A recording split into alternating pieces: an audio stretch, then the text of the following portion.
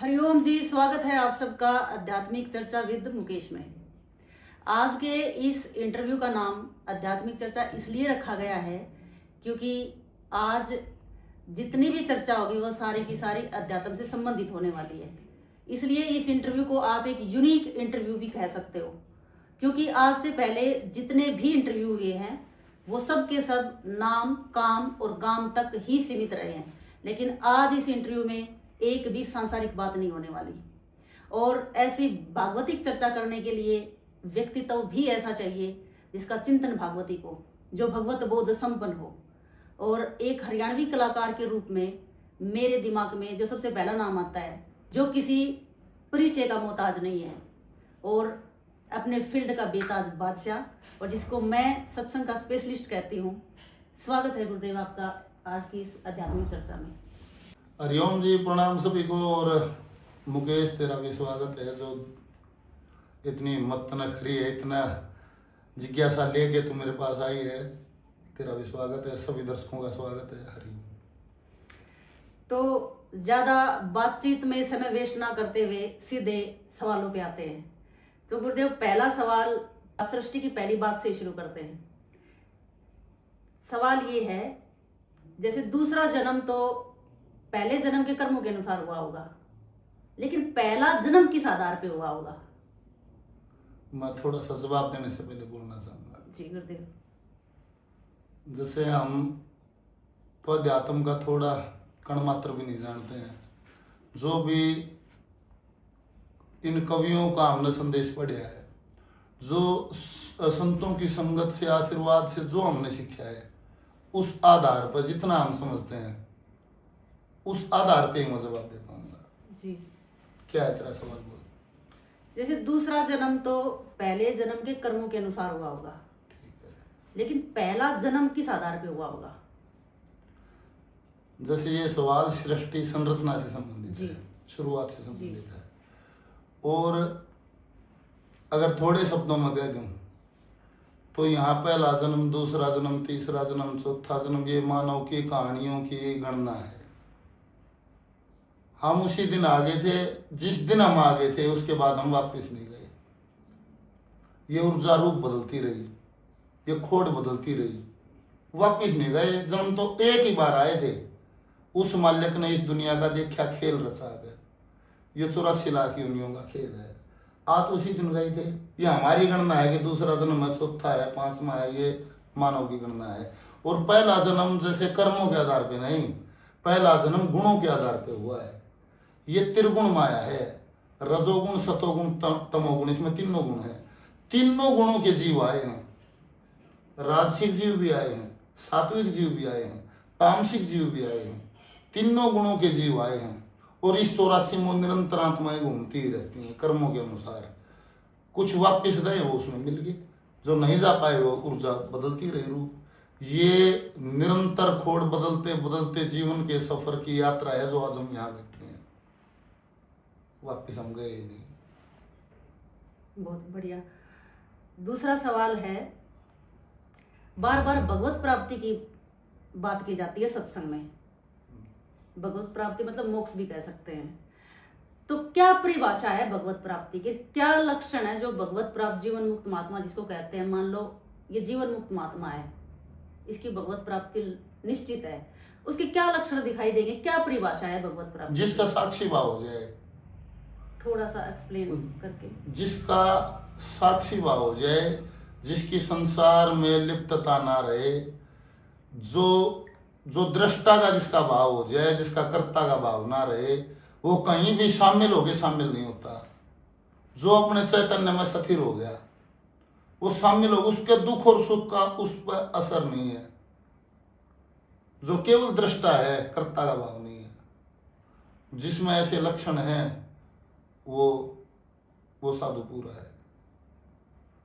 पूरा साधु हो जो अपना सारा शरीर ले से, काम, क्रोध, मतलोभ के ऊपर ज्ञान की खेच जंजीर ले से, इस नश्वर माया तज कहना जो ओंकार में शीर ले से, सोम पद समदर्शी पाला को पूरा संत फकीर ले से, निष्काम कर्म करे भोग कर्म से जिसने दूर तात सकोड़े, इनके सारा धरती थमरी रह गई थोड़े थोड़े।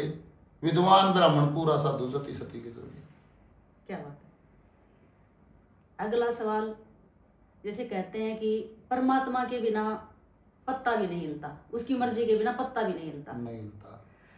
तो ये मेरी जिज्ञासा है कि उसकी मर्जी के बिना यदि पत्ता भी नहीं हिलता तो क्या पाप कर्म भी मनुष्य उसी की मर्जी से करता है? नहीं, कर्म बोले जैसी करनी वैसी भरनी, कर्म करे फल पाना से।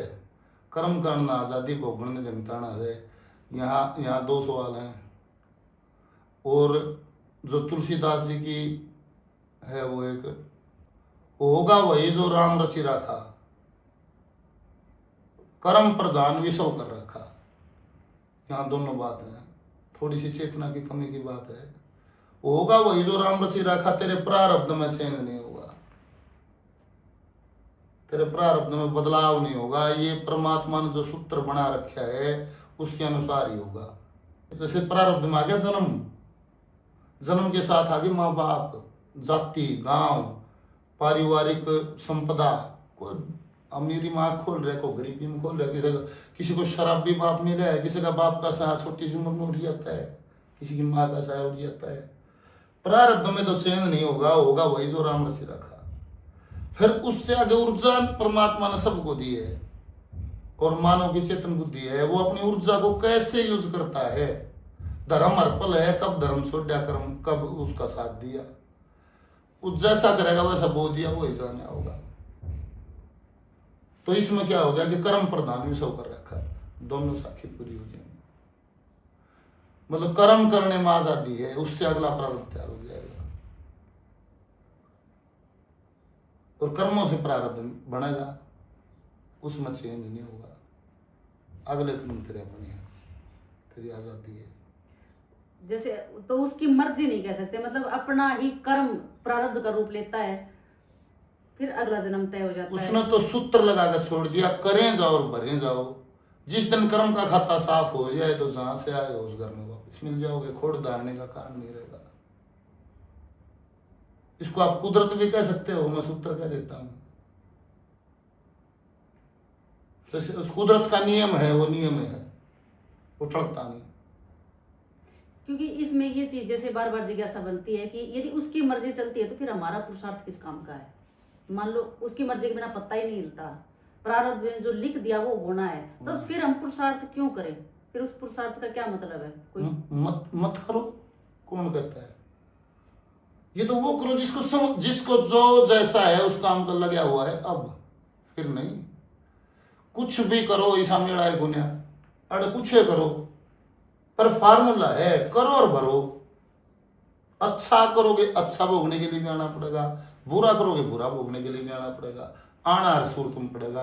कर्म का खाता साफ हो जाएगा तो नहीं आना है। पाप कर्म फलाना कर्म, यहाँ कोई भी कर्म सही नहीं है, यहाँ कोई भी कर्म गलत नहीं है। समय स्थिति और भाव कराता है।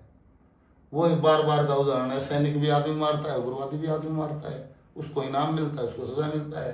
तो पाप कर्म और अच्छा कर्म, यहाँ कुछ सही कुछ गलत कुछ है ही नहीं। अच्छे का भी भोग है और बुरे का भी भोग है। बात एक है, बोला जंजीर जंजीर है, चाहे सोने की है चाहे लोहे की है, जंजीर तो जंजीर है। कर्म बंधन तो बंधन ही है, अच्छे का बंधन है, बुरे का बंधन है।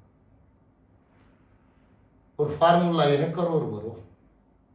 किसने पाप कर्म के हो है और सही कर्म के हो है, इसकी परिभाषा सबकी न्यारी है।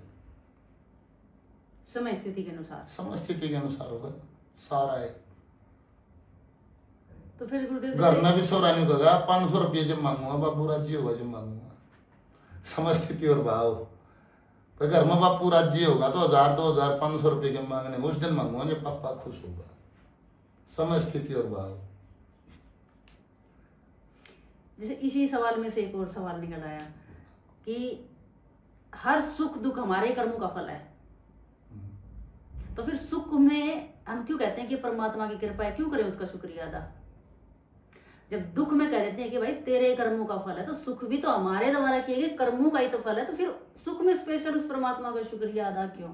इसमें इस सवाल ये सवाल और ये जो पहले सवाल किए हैं, उसी सवाल में से ये सवाल निकला है। ये बिल्कुल अलग है। वे उनमें और महक थी, इसमें नास्तिकता की महक है। मत करो शुक्रिया। कौन किसने दबाव दिया है? ईश्वर का शुक्रिया अदा तो वो करेगा जो ये जानता होगा कि ईश्वर भी कोई चीज है। अच्छे करो बुरे करो क्यों करो और भोगते रहो, ये तो चल ही रहा है लगातार। ईश्वर का शुक्रिया अदा वो करेगा जिसको ईश्वर समझ आएगा, और ईश्वर समझ आना दूर की बात है, ईश्वर का रचा हुआ खेल भी समझ नहीं आता है। खेल भी जिसको समझ आ जाता है वो दीवाना हो जाता है। इससे लुभावना मन भावन दुनिया में कुछ और है ही नहीं, वो इस दिशा में भाग लेता है। उसको संत मंत कह देते हैं ये लोग। और जिसको वो नजर आ जाता है कि इसको चलाने वाला क्या है, जैसे वो गेम समझ आ जाता है, वो दीवाना हो जाता है। उसको हर जगह वही नाच करता दिखता है, हर जगह वही दिखता है। वो कदम कदम पे सजदा करता है, कदम कदम पे वो झुकता है। वो कब कहता है? देखो उसमें इतनी ताकत है, उसके सुमरण मात्र से आपका कर्म के बंधन से छूट जाओगे। आप संसार में क्या है, कुछ भी भोग लो आप, सारा संसार भोगने के लिए बने हैं। कोई भी वासना आप साथ लेके मत मर जाना। वासना साथ सूक्ष्म शरीर के जाएगी तो उसको भोगने के लिए पुण्य दोबारा खोट धारेगी। आप आखिरी तक शांत हो जाएं, आपका कोई लिप्तता ना रहे, ये यात्रा है। ऐसा ही होना है। इसके लिए चाहे 100 जन्म ले लो, चाहे 2 जन्म ले लो, कितने भी ले लो, ईश्वर में लिप्तता हो जाए उसमें मिल जाओगे। मेरा मूर्ति में समागी मूर्ति की उसको इतनी दीवानगी थी, मेरा दर्शन करने गई थी ठाकुर जी की मूर्ति में समा गई। तो ये तो हमारा निज स्वार्थ है कि उसका धन्यवाद करें, उसका स्मरण करें। हमारा निज कल्याण की निज स्वार्थ की बात है। और ना तो फार्मूला जो कुदरती फार्मूला है, करते रहो भोगते रहो, आवागमन के चक्कर में रहो। इससे और कबीर साहब क्या कह रहे हैं? खोड़दार के सुख नहीं है, खोड़दार का सुख नहीं है कबीर साहब ने। जैसे ये संसार है उसी की मर्जी से उसने बनाया है, अपनी मर्जी से, तो फिर क्यों जरूरी है मोक्ष पाना? क्यों? मतलब उसी का बनाया हुआ है। मत पाओ कौन कहता है? कोई नहीं। ये तो जो चेतन जिसको जैसी दीवानगी हुई, किसी को समझ आया, को चेतन होया, वो इस दिशा में चला। उसने कहा भाई इस सार जैसे बन गया है, हरी सिंह लाग गया मेहनती, करनी है ईश्वर की विनती, 21,600 की गिनती रोज घटे तेरे सांसा में गए। आने लगे परमेश्वर तो छुट्टी दे दें, जन्म मरण की राशि में गए। जिनको ये लगा कि इसमें दुख है भाई जन्म मरण में, उन्होंने मोक्ष चाहा। ना तो संसार चाह रहे हैं, आ ही रहे हैं, जा कौन रहा है? वहां तो कटी चीड़ है, अड़े पांकट भीड़ संसार में, कौन जा रहा है? जो आगे खेल से उब गया जिसको ये बिल्कुल रस नहीं आया, जिसको उसका रस हो गया, उसकी दीवानगी होगी, यहाँ लिप्त रहा ही नहीं। उस मसले का परम पिता है, जो मांगोगे वो मिलेगा, और मिल भी रहा है। जो मांगे वो मिल तो रहा है। जो मांगोगे उसने मांगोगे वो मिल जाएगा। उसने तो खुला दरबार है, तुम बोल तेरे को क्या चाहिए, जो चाहिए वो मिलेगा। कुदरत वो ही काम कर देगी। तो क्यों ना भाई कुछ ऐसा मांगे जिसको मांगने के बाद सारी मांगे मिट जाए। हो सब सिद्ध हो जाएंगे काम नाम, श्री राम सुमर के चलो जी, न्यू के न्यू तय के जाओगे, अड़ कुछ तय कर के चलो जी। क्या बात। नेक्स्ट सवाल की तरफ बढ़ते हैं। गुरुदेव, कर्म योगी होना ज्यादा महत्वपूर्ण है या भजनानंदी होना ज्यादा महत्वपूर्ण है? देखो कर्म करे बगैर आदमी रह नहीं सकता। आदम दे धार के कर्म आदमी जरूर करेगा।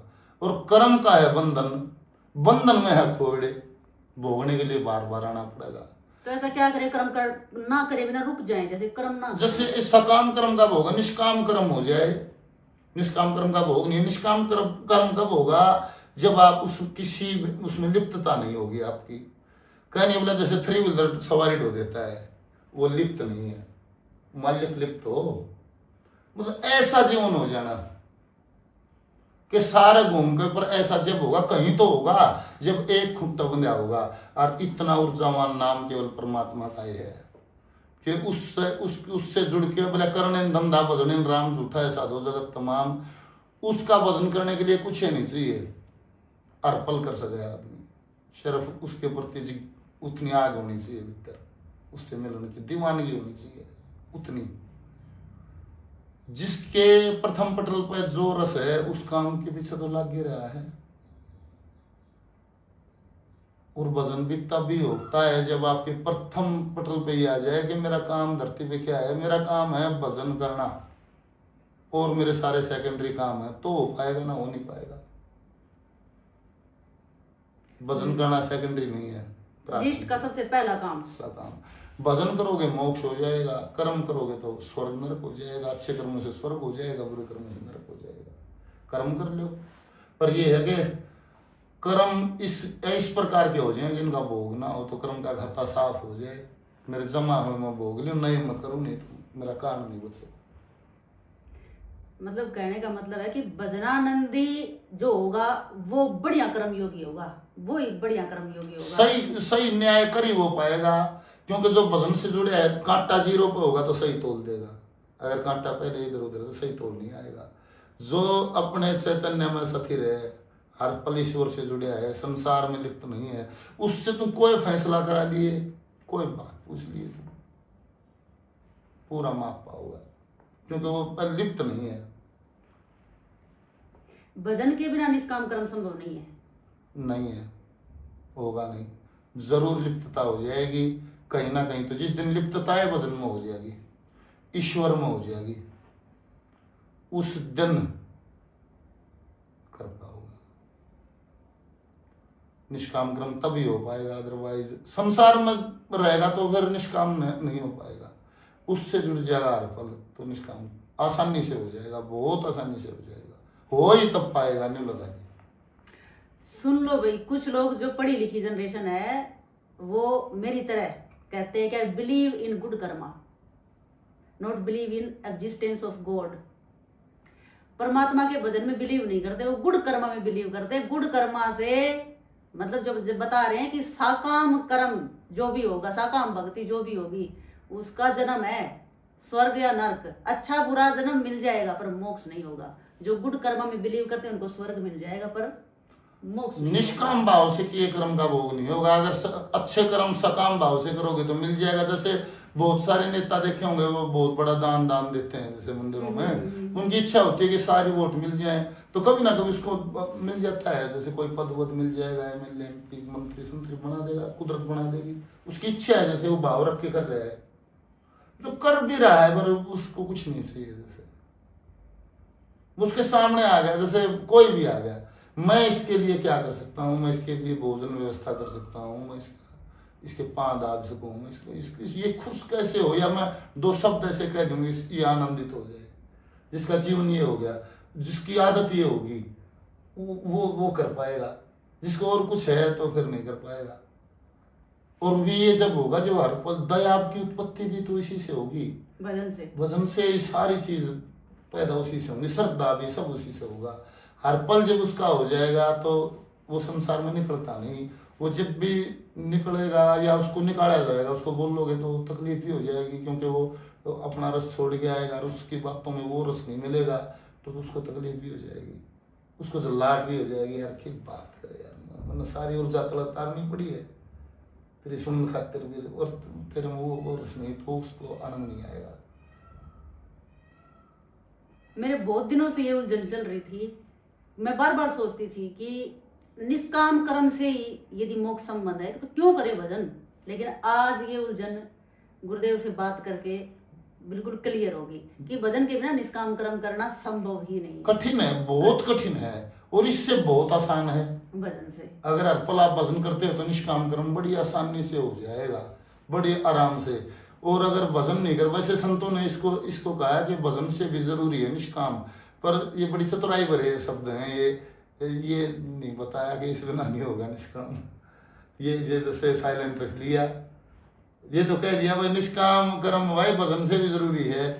भजन से जरूरी तो है पर होगा नहीं, निष्कामता नहीं आएगी, वो भाव नहीं आएगा। वो आएगा ही जब हर पल उससे जुड़ जाएगा। उससे जुड़ेगा कैसे, क्या माध्यम है, भजन, और कोई माध्यम नहीं है। नेक्स्ट सवाल की तरफ बढ़ते हैं। जब कोई किसी के साथ अच्छा या बुरा व्यवहार करता है, कैसा भी, तो क्या ये पता लगाना संभव है कि ये पुराने कर्म का बदला ले रहा है या अपने लिए नया कर्म भोग तैयार कर रहा है? क्या संभव है, या फिर सिर्फ ये मान लेना कि भाई पिछले कर्म का ले रहा होगा, अपने मन का के समझाना? कुछ सवाल ना जिनको आदि सवाल भी कहते हैं ना, आदि सवाल हमारे भाई, वैसे उनका, पर फिर भी चर्चा है तो जरूर चर्चा होगी।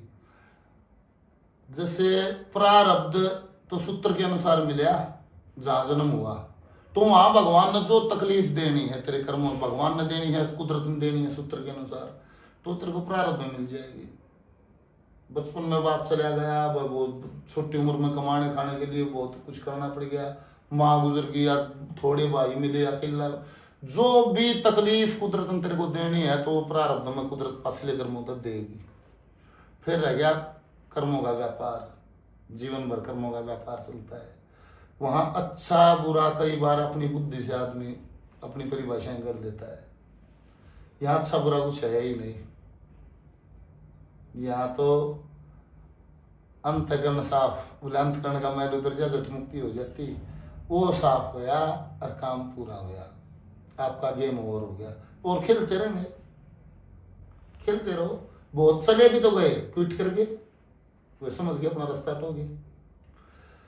संचित कर्मों में यह है कि धर्म हर पल है, जिसको इतना बोध होए कि धर्म हर पल है, कोई अपने धर्म पे है और दूसरा कुछ करे तो शायद वो अपना बनाता होगा, वरना तो यहाँ आशा में निराशा है।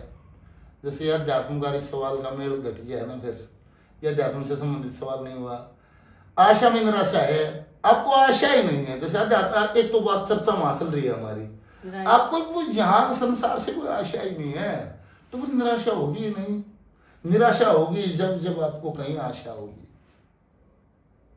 और उसमें सुख दुख होगा, उससे फिर अपने अपनी परिभाषाएं गढ़ देते हैं कि ये दुख हो गया, ये सुख हो गया। यहाँ सुख दुख कुछ नहीं है, मानने से है। मानो तो मोदे समझ कौन मैं स्टेज पर कहने लग रहा, मैं धार कर दिया जा तो दुख, घना दूध दे दे तो दुख, थोड़ा दे दे तो दुख, ब्याह ना हो जब दुख, ब्याह हो जा जब दुख, ब्याह हो पास छोरा ना हो जब दुख, हो जा सुथरा ना हो जब दुख, ना पड़ जब दुख, घना पड़ जा जब दुख, छोरा ना ब्याह जा जब दुख, बहु लड़ोकड़ी आ जा जब दुख। संसार में तो दुख है, हर कदम पर दुख है, पर अपने अपना जो जितना लिप्त है उतना ज्यादा दुखी है। जो फरी है वो फरी है, क्योंकि रस्सी बंद है, विचारों की रस्सी है, अपने खुद का जिम्मेवारी किसकी जो ले ले भाई। तो मतलब अपने मन को शांत रखना है, और यदि उस ऊंचाई परमात्मा की तरफ चलना है तो ये मानना ही पड़ेगा कि ये अपने लिए कर्म भोग तैयार करा, करने दे, करने दे, बिल्कुल सही है, वो करेगा, वो करेगा, तुम उसके चक्कर में छोड़ दे। यहाँ कोई किसी का जिम्मेवार नहीं है, हर जीव अकेला है, अपने स्वार्थ की सोच ले। मतलब क्यों गणी सत्संग की, अपने स्वार्थ निज स्वार्थ की सोच ले, तेरा कल्याण कैसे होगा, दैट्स ऑल। सब अपना करेंगे, अपना करेंगे, कोई किसी का जिम्मेवार नहीं। क्या गजब की बात कही है, स्वार्थी साधना है तो क्यों ना अव्वल दर्जे के स्वार्थी बने। हाँ। स्वार्थ साधे तो परमार्थ का साधे, जो भी हो अव्वल दर्जे का हो, तो स्वार्थी भी अव्वल दर्जे के ही हो। छोटे छोटे स्वार्थों का क्या साधना, छोटा सौदा क्या करना, जब बड़े से बड़ा सौदा करना। जैसे इस शरीर से क्या सौदा हो सकता है बड़े से बड़ा, तो बड़े से बड़ा सौदा है, सारे ऋषि मुनियों ने, संतों ने, सब ने कहा है, बस सबसे बड़ा सौदा है सिर्फ इस आदम दे 5 भूत के सोले से भगवत प्राप्ति हो सकती है, परमात्मा से मिलन हो सकता है, इससे बड़ा कोई सौदा नहीं। उससे सारे सौदे छोटे हैं, थोड़ी कीमत की है, तो थोड़ी कीमत का क्यों मूल्य करूं, क्यों करूं? मन के लाडू फीके गुर फीके तो छोटे क्यों? ये है कि जैसे पशुओं से आई आत्मा एक जन्म में चेतन हो जाए मुश्किल है। जो आत्मा पशुओं से आई है, जड़ बुद्धि से लगा लो, कोई भी लगा लो, जड़ बुद्धि से आई है, तो पहले जन्म में चेतन हो जाए इसकी संभावना कम होती है। वो तो सिर्फ आजादी, खाना पीना, मस्ती करना जो पशु कर सकते हैं ज्यादा से ज्यादा, उसमें उसको ज्यादा आनंद होगा, उससे आइडिया लगा ले कि ये जड़ बुद्धि है, चेतन नहीं हुई। तो इसका मतलब जो चेतन है वो पहले भी चेतन योनि में रहे हैं। हाँ, चेतन का नंबर तो कई बार आ जाएगा, जो चेतन होगा तो आएगा चेतन योनि में, पर जो चेतन नहीं हो पाएगा जड़ में से ले जाएगा, जड़ से फिर नंबर। जैसे मैं बहुत बढ़िया खाऊं पीऊं और दुनिया के भोग लूं, सारे भोग लूं और कुछ नहीं करूं, साबुन ले सब वैकेंसी है उसकी, तो सांड सूंड बना देगा, खेता में खाए जावा, भोगे जा हंडे। जैसी बुद्धि आत्मा उसी, जैसी वासनाएं रहेंगी, सूक्ष्म शरीर उसी तरह की खोड़े में से इससे मेरे को एक बात आज पता चली, जो साधु संत होते हैं, जो पूर्ण संत होते हैं, उनको जैसे कहते हैं ना कि वो एम्बिशियस नहीं होते, उनको कुछ नहीं चाहिए होता, इसका मतलब वो मोर एम्बिशियस होते हैं। उनको इस संसार से परे की चीज चाहिए होती है, ये संसार उनके लिए तुच्छ है, इस संसार में उनको कुछ नहीं चाहिए, चाहिए उनको पर इस संसार से परे चाहिए, जो सबसे बड़ी चीज है वो चाहिए। इसका मतलब दे आर मोर एम्बिशियस। हम ये नहीं कह सकते कि वो एम्बिशियस नहीं है, उनको हमसे भी बड़ी चीज चाहिए, हम तो वो छोटे छोटे मांगते हैं वो तो अव्वल दर्जे की चीज चाहते हैं। जो भौतिक संसार की मांग करता है, जैसे उसको वो छोटा ही व्यापारी है, उसका व्यापार छोटा है, जैसे छोटे दुकानदार भी तो हैं, उसका व्यापार छोटा है। ये बड़े व्यापारी हैं, बड़ा सौदा। हाँ, बोले दलाली हीरे लालन की, सतगुरु ने दे सब बता, दलाली हीरे लालन की, इस तरह का एक शब्द है। नहीं तो पूरे जवाहरात की बात करो, पूरे मूल्य की, छोटी मोटी बात नहीं। अगला सवाल, बार बार ध्यान का जिक्र होता है, जैसे पूछता है कोई जिज्ञासा होती है कि ध्यान नहीं लगता, शिकायत भी होती है कि ध्यान लगाने की कोशिश करते हैं, ध्यान नहीं लगता। क्या है गुरुदेव ध्यान, क्या परिभाषा है ध्यान की? ध्यान की जैसे ये कोई क्रिया है या क्रिया का फल है? ध्यान तो एक ऐसा लगा जैसे कुछ भी ना करना ही ध्यान है, काम से कहावत भी है, वो कुछ भी ना करना ध्यान है। खुद का है गोता, देसी भाषा में लाओ तो अपने अपने अंदर डुबकी लगाना। और क्रिया का क्या फल है, जैसे जो निरंतर जाप करेगा, जैसे वो सीधा ध्यान करेगा उसका नहीं लगेगा, उसका ध्यान लगता है नहीं। जो पहले सीढ़ी दर सीढ़ी है, पहले जाप करे आदमी, अजप्पा जाप पक्का हो जाए, हर पल का पक्का हो जाए, उसमें बहुत आनंद हो जाए, उसके बाद प्रेरणा स्वतः ही जगेगी। कि जैसे कुछ देर बैठ जाए, उस बैठ का जो गोता लगा उसमें जाप भी पीछे रह जाए, उसमें खुद का गोता है, उसमें कुछ नहीं है, अपने स्वरूप में स्थित हो जाना। हाँ, बस वो खुद की यात्रा है।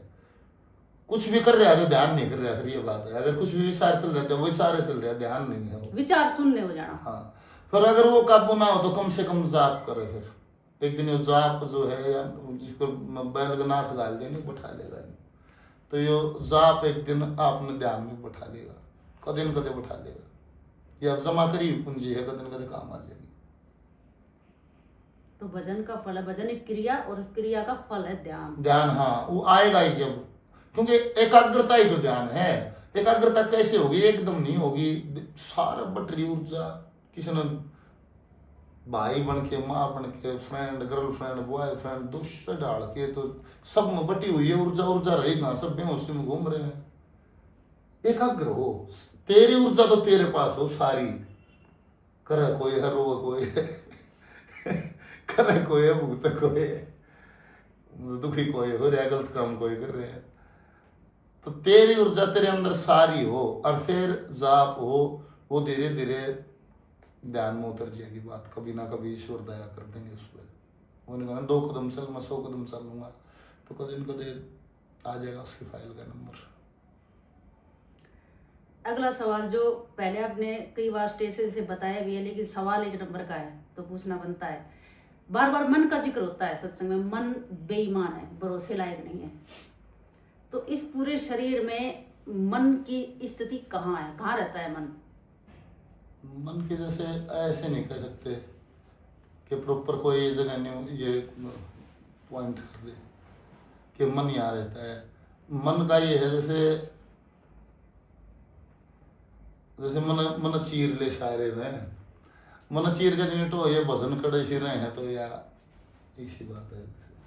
मन ऐसे मिलेगा नहीं। और मन जीता है संसार को, संसार के सारे काम मन करता है, संसार को मन भोगता है इंद्रियों के माध्यम से। जिस इंद्रिय के माध्यम से संसार को भोगता है, मन की ऊर्जा वहीं लगी है। और वैसे मन अंतकरण में आता है, अंतकरण का स्थान यहीं ऊपर ही है, मन बुद्धि चित्त अहंकार ये ऊपर ही है, इसी यहीं से ऊर्जा जाके सारा काम करती है।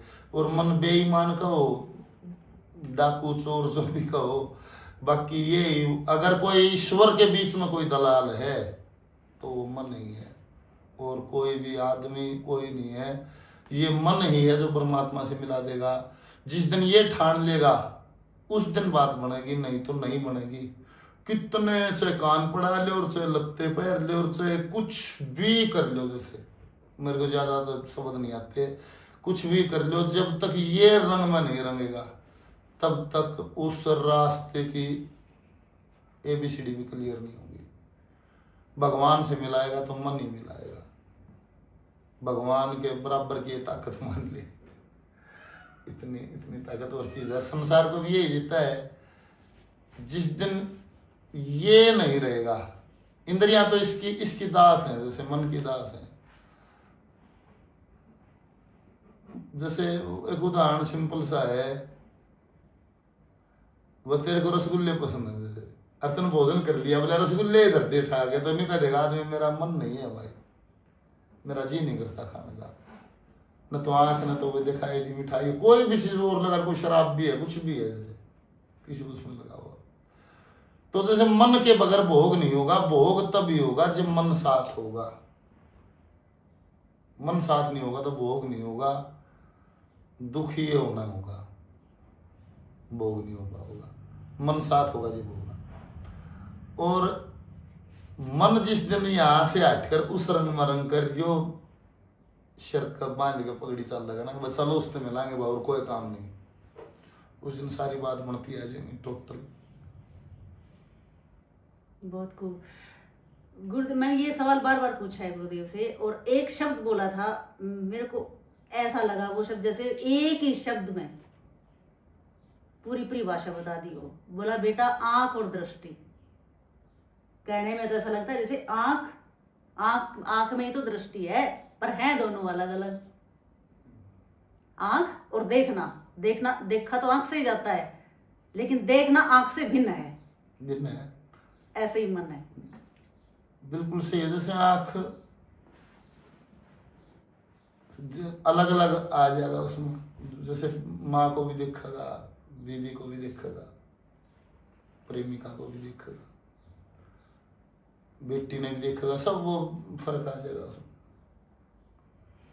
अब इसी सवाल में एक और सवाल निकलता है, बार बार जैसे अंतःकरण की बात हो रही है, तो गुरुदेव अंतःकरण की शुद्धि, पहले तो ये बताइए कि अशुद्ध अंतःकरण क्या है, और उसको शुद्ध करना है तो क्या प्रोसेस है, किस प्रक्रिया से अंतःकरण को। हमारे संस्कारों की गठड़ी, संस्कारों की पूंजी जैसे हमारे चित्त में ही है। चित्त में जन्मों जन्मों के संस्कार जमा है, और मन उठाता है चित्त से ही। जब तक जो हमारे चित्त में है, मन उससे ज्यादा चीज नहीं उठा सकता। जैसे मेरे संस्कारों में है मैं मीट नहीं खाऊंगा, तो कैसा भी मौका आ जाए, जैसे मैं नहीं खाऊंगा, ये मेरे संस्कार में नहीं है। जो मनुष्य से ज्यादा नहीं कर सकता, जैसे संस्कार से बाहर जो चित्त में जमा है, गोडाउन है समझ रहे हमारा, उसमें से उठाएगा। तो रोग कद कटे भाई, जब चित्त साफ हो जाए तो मन वहां से उठाएगा, तो वहां जो संस्कार चित्त से संस्कार समाप्त हो जाए। चित्त से साफ कब हो, जब एक शब्द है विवेक, जो बुद्धि में उत्पन्न होता है, विवेक जो सत्संग से मिलता है। बुद्धि का प्रकाश चित्त पे पड़ता है, उसको विवेक का प्रकाश चित्त पे पड़ता है, तब चित्त साफ होता है। और वो विवेक उत्पन्न होगा सत्संग से। बुद्धि चेतन होगी, बुद्धि साफ होगी सत्संग से, नित्य के सत्संग से, नित्य के सत्संग से विवेक उत्पन्न होगा, उसका प्रकाश चित्त पर पड़ेगा, चित्त साफ होगा तो मन भी उसी रंग में होगा और अंतःकरण शुद्ध, अंतःकरण शुद्ध हो जाएगा। और संस्कारों का वजन दिए तो फिर रहा है जन्म जन्मांतर, और क्या है, उन्हीं को लिए फिर रहा है। वो जब तक खाली नहीं हो जाए, खाली होते हैं खत्म हो जाएगा, फिर खोड़ नहीं डालेगा। मतलब मैं जो समझ पाई हूँ अपने शब्दों में कि मन, बुद्धि, चित्त और अहंकार पूर्ण अंतःकरण का भागवती को जाना ही अंतःकरण की शुद्धि है। बिल्कुल सही, बिल्कुल सही है। और संसार में लिप्त हो जाना अंतःकरण की अशुद्धि है, शायद बस मैं तो समझ पाई यही है। शुद्ध वो है, अशुद्ध संसार है। लोग आले शुद्ध तो परमात्मा है, सच्चा तो परमात्मा है, अड़ तो बकवास चल रही है। अच्छा, जैसे ये अंतःकरण की जिक्र हुआ कि मन, बुद्धि, चित्त और अहंकार, तो क्या गुरुदेव ये एक ही व्यक्ति के चार नाम है या चारों अलग अलग चीज है? अंतःकरण में चार चीज बोली जाती है ये चार अंतःकरण में, लेकिन चारों का अलग अलग रोल है या फिर एक ही व्यक्ति के चार रोल है? बस ये जैसे पकड़ में तो न चिता सकता कि ये बता देंगे ये अलग अलग, ये है तो विचारों का ही खेल, पर ये अंतःकरण में चार चीज बताई हैं। जैसे मन, बुद्धि, चित्त और अहंकार, ये साथ ही रहती हैं। इसमें यही लगा लो कि एक के लगा लो, चाहे साथ ही रहेंगे, निकलेंगे साथ, आत्मा के साथ ये साथ जाएंगे। सूक्ष्म शरीर अगली बॉडी में यही डलेगा, इकट्ठा ही रहेंगे। इन चाहे चार के लिए चाहे एक के चार नाम दे गए, जो रहेंगे इकट्ठे, अलग नहीं होते। जो मृत्यु के बाद सफर साथ करता है वो अंतःकरण में ये चारों हैं। सूक्ष्म शरीर जैसे आत्मा लिखड़े है नहीं, उसके तो ये सूक्ष्म शरीर के साथ लिखड़े है, और जितने भोग रहे हैं उनको लेकर पुनः कोड़ डाल लेगा, फिर शरीर दान कर लेगा। जैसा टेस्ट होगा वैसा सब प्रकार की देह है डाल लेगा। और जो था ना कि एक जन्म में चेतन ना हो पाए, इसीलिए मैं एक ओम शांति वालों का एक पॉइंट है जो थोड़ा सा मैं मान सकता हूँ। वे ये कहते हैं कि जब मनुष्य का जन्म मिलता है तो 4 बार मिलता है, 4 मौके मिलते हैं। और ऐसा ही संतों ने कहा है, जैसे एक जन्म गुरु भक्ति कीजिए, दूसरे में गुरु नाम, जन्म तीसरे मुक्ति पद और चौथे में निज धाम। उन्होंने 4 जन्मों का जिक्र किया है। तो जैसे एक बार में चेतन होना थोड़ा कठिन है, सारा समझ आ जाए, बहुत कोई कृपा भगवत को पूरे संत का सत्संग हो जाए। इंटरव्यू लास्ट पड़ाव की तरफ बढ़ता हुआ, तो गुरुदेव एक रैपिड फायर लास्ट में मैंने रखा है, तो आर यू रेडी? हाँ जी, आप तो हमेशा रेडी रहते हो। आपको वन लाइनर जैसे क्विक आंसर करना है, आप पास भी कर सकते हो जैसे ना इच्छुक हो तो सबसे पहला सवाल है कि जीवन में सबसे बड़ा साथी या हिमाती किसको कह सकते हैं? धर्म। मृत्यु के बाद भी जो साथ जाए? कर्म। काजल से भी काला क्या हो सकता है? कलंक। चिता से भी बुरी चीज? चिंता। जीवन क्या है? जीवन एक सफर है, निरंतर चलने वाला, निरंतर चलने वाला। और मृत्यु तो एक शरीर को छोड़ देना, एक पड़ाव लगा लो जीवन का। जैसे एक बार रेस्ट कर लिया, कावड़ लेकर चले, शिवर आ गया, थोड़ा रेस्ट कर लिया, फिर चल पड़े, ये मृत्यु है, एक पड़ाव है। आखिरी सवाल, आत्मा क्या है? आत्मा परमात्मा की एक बूंद है। तो इसी आज की इस वार्ता को इधर ही विराम देते हुए मैं गुरुदेव से मैं गुजारिश करूंगी कि आखिरी में आप कोई संदेश देना चाहते हो? संदेश तो भाई रोज ही है, मंच के माध्यम से, सत्संग के माध्यम से, गांव गांव जाके देते हैं, वही है संदेश। तो देखो, जो मेरे को ये समझ आ रहा है सबको शायद ना आए, ये मेरा टेस्ट है। उसको ही मैं बता सकता हूँ। मन तो ये लगे जैसे ईश्वर का भजन करो और उसको समर्पित हो जाओ, जैसे समर्पण भाव हो जाए, जैसे नदी बहती है, जो मारा है वो रास्ते में मिलेगा, जो मारा है वो खुद आ जाएगा। कुछ भी करने के लिए भागा दौड़ करने की जरूरत नहीं। ईश्वर का करणेन धंधा भजनेन राम, झूठा ऐसा दो जगत तमाम। ईश्वर का भजन करो हर पल, और जो ड्यूटी मिली है इस उसके मेले में, उस मेरे मालिक ने इस दास को जो ड्यूटी दी है उसको ईमानदारी से करें, अपने मालिक का फर्ज समझकर उसके प्रति आनंदित होकर करें उसको हर पल। सारे काम अपने नहीं है, सारे रस अपने नहीं है। मैं किस लिए धरती पर आया हूँ, इसी को आत्मज्ञान कहते हैं। जैसे बेरा लग गया मैं कौन हूँ, धरती पर क्यों आया हूँ, इतना सचेतन होकर अपना काम ठावर और सब पर परमाणु बन गया, ईश्वर का भजन करे, उसकी उस ड्यूटी ने ईमानदारी से पुगा हुआ है। इसमें जो आनंद है वो, जो मेरी परिभाषा है वो और कहीं नहीं है, आएगा ही नहीं, और क्या ही नहीं होगा। अरे क्या गुरुदेव, इस तरह के इंटरव्यूज आपको क्या लगता है होने चाहिए? जैसे नॉर्मल इंटरव्यूज तो होते ही रहते हैं, तो क्या इस तरह का भी होना चाहिए? इस तरह के इंटरव्यूज ही नहीं होने चाहिए, इंटरव्यू तो होने ही चाहिए। इस तरह की चर्चा हर घर में होनी चाहिए, हर माँ बाप के बीच में होनी चाहिए, हर भाइयों के बीच में, भाईचारे में, बैठक में, सब जगह इन बातों की चर्चा होनी चाहिए कि हम कौन है, ये मेला क्या है, हम कैसे सदगति हुई, इन बातों की चर्चा होनी चाहिए। होती थी हमारे समाज में, हमारे सनातन की ही चर्चाएं हैं ये बीच में हम हमारे घर तो होगी ना, तो पढ़े लिखे रहे ना, अनपढ़ रहे ना, अंग्रेज हुए ना, हम पूरे सनातनी रहे। वह एक बहू नहीं आ गई थी, वह पढ़ी तो थोड़ी साथ रही थी, और वो तड़के नहीं बोला ले भगवान बखते उठा 5 बजे से, मैं बोला खेत में जा। वह कुछ पढ़ कम रही थी, बोर ज्यादा मान रही थी। वह नहीं बोले जी डिनर कर जाओ, तो लगा के नहीं बोला आराम खोर, डिनर तो रात का खाना होता है, नहीं बोली जी रात की खिचड़ी बचरी मड़ी वह खा जाओ। तो मारी गल बन की वाह।